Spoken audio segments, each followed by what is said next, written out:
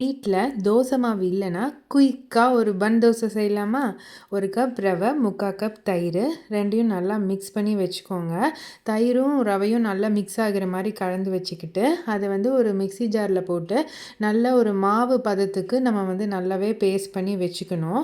Side by side தாளிப்பு ready பண்ணணும். ஒரு பேனில் கொஞ்சமாக நல்லெண்ணெய் ஊற்றிட்டு 1 ஸ்பூன் கடுகு, 1 ஸ்பூன் ஜீரகம், 1 டேபிள் ஸ்பூன் கடலைப்பருப்பு, ஒரு பச்சை மிளகாய் குட்டி குட்டியாக கட் பண்ணி போடுங்க. அதுக்கப்புறம் ஒரு 2 வெங்காயத்தை ஃபைன்லி சாப் பண்ணி வச்சுருக்கேன். அதையும் நல்லா போட்டு வதக்கிட்டு கொஞ்சமாக கருவேப்பிலையை வெட்டி போட்டுட்டு உப்பு போட்டு நல்லா வதக்கிட்டு கொஞ்சமாக பேக்கிங் சோடா போட்டு நல்லா கலந்து வச்சுக்கணும். இதை நம்ம தாளிக்கிற கரண்டியில் தான் நம்ம பண்ண போகிறோம். இதில் 1 ஸ்பூன் எண்ணெயை ஊற்றிட்டு 2 கரண்டி மாவை ஊற்றி நல்லா திருப்பி ஒரே ஷாட்டில் திருப்பி போடணும். அப்புறம் சூப்பரான புசு புசுன்னு பன் தோசை ரெடி. நீங்களும் செஞ்சு பார்த்துட்டு எப்படி இருந்துச்சுன்னு கமெண்ட்டில் சொல்லுங்கள்.